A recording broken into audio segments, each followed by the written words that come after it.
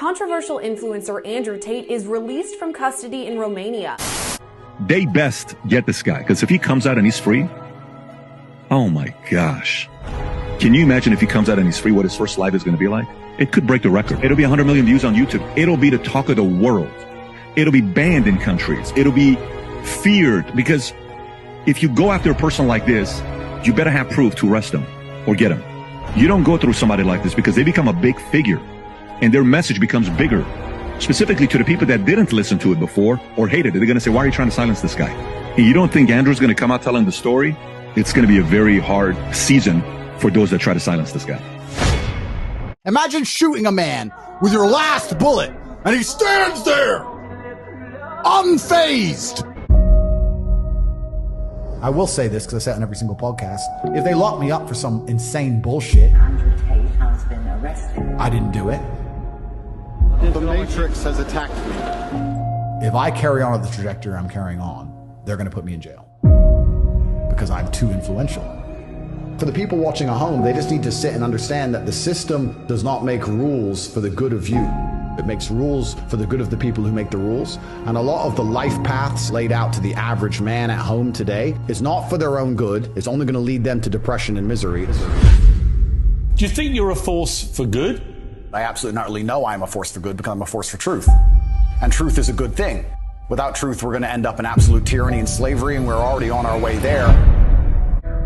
I think there's a whole swath of the population, especially young men, that feel disenfranchised. I haven't put a magic spell on the world. The fact that people like what I say means that they agree with me deep inside. They may be afraid to say it themselves, but I am seen as a bastion of free speech and a bastion for masculinity as a whole, because a lot of men are largely forgotten about. You love me. Andrew Tate's one of the most wonderful human beings I've ever met in my life. I hate everything that's going on. Like, love him with all my heart. Yeah. Like, I'll die on that mountain with you, bro. Yeah. Let's get on that hill. Where's the sword? Why is the enemy of the state, so to speak? He's got the hearts of young men. Mm-hmm. He's got the hearts of young men. And that's a threat. Yeah. Absolutely. I feel like men nowadays need an Andrew Tate. He's a guy who's motivating men to be men.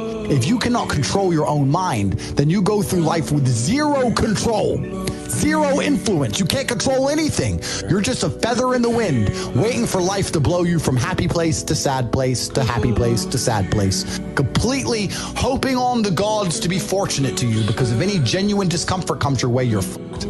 There is a large contingent of the population. There's a large contingent of men out there who don't want to wear makeup, who don't want to be girls, who don't want to be told they're toxic because they want to go to the gym, who want to drive nice cars, who want to have money, who want to have hot chicks. And there's nothing wrong with us. We are not evil. We are not bad. We're not misogynistic. We're not out to hurt anybody. Let me tell you one more thing.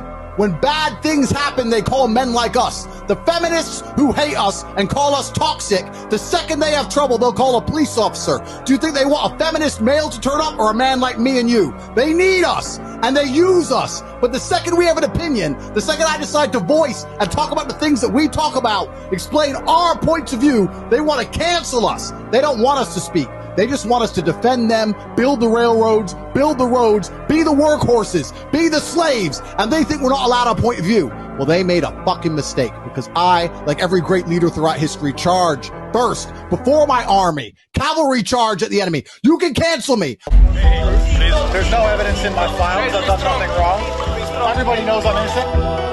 This is a huge injustice the way we see it. They should not be detained at this point. There are not even charges filed against them. People are trying to set him up to look like he's something that he's not. Masculine men have a duty to provide and protect those they care about. We have a duty to do things we don't feel like doing because we know we're supposed to do them. And it's your duty as a man to stand up and say, I want to be as important and strong and good-hearted and God-fearing as possible, and I need to work hard to achieve those things. If you cannot control your own mind, then you are just a feather in the wind of life, because your own mind is the only thing you can control. You can't control the weather. Right. You can't control other people. You can't even control whether your heart stops beating. You might have a heart attack tomorrow. You can't control anything besides what you think. There's no such thing as too much masculinity if it's genuinely masculine. Genuine masculinity is not out here to hurt people. It's absolutely the opposite. It's out here to protect. And when bad things happen, they call traditionally masculine men. If you need a firefighter, you need a masculine man. When you call the police because of the problem you have, you want masculine men. And as soon as a woman or a man is in trouble, when you look for backup, you look for masculine men. And masculine men have a duty to provide and protect those they care about. We have a duty to do things we don't feel like doing because we know we're supposed to do them. And that's why we stayed in the Titanic and died. And the dangerous thing about overly emotional men is that they're dangerous. They're genuinely dangerous. This is what's crazy. All these people who talk about toxic masculinity and how bad it is for men to be traditionally masculine. A traditionally masculine man does things he doesn't feel like doing because it is his duty to do them. He charges into the building because it is his duty. Not because he feels like it, because it is his duty. We're now teaching the new generation of men that they don't have duty and they can just act on their feelings and act how they feel, and they don't have to act as a man should. Do you know what happens when you get men who just act how they feel?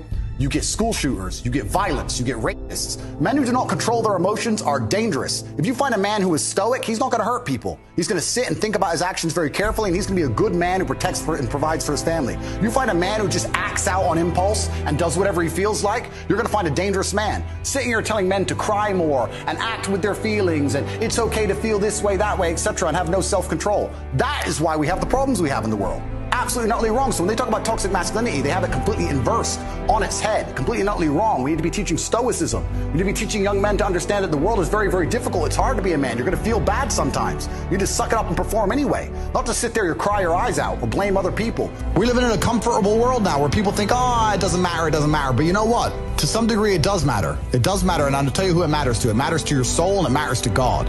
I stand in the mirror with a pure heart. I know I am the best version of me that could possibly ever exist. I know that God is proud of me. There's nothing that God hates more than sloth and laziness. If God were to create a man and that man were to sit around and do fuck all, God will frown upon you. It's why you're never lucky. If you're listening to this and you think I'm never lucky, I'll tell you why, because God dislikes you because you're fucking lazy. Start to work. Start to show God the beauty of his own creations. You'd be amazed how lucky you'll become. Wow. God is unhappy with these people. And inside their hearts, they're unhappy. We talk about depression, anxiety. That comes from self-loathing. You loathe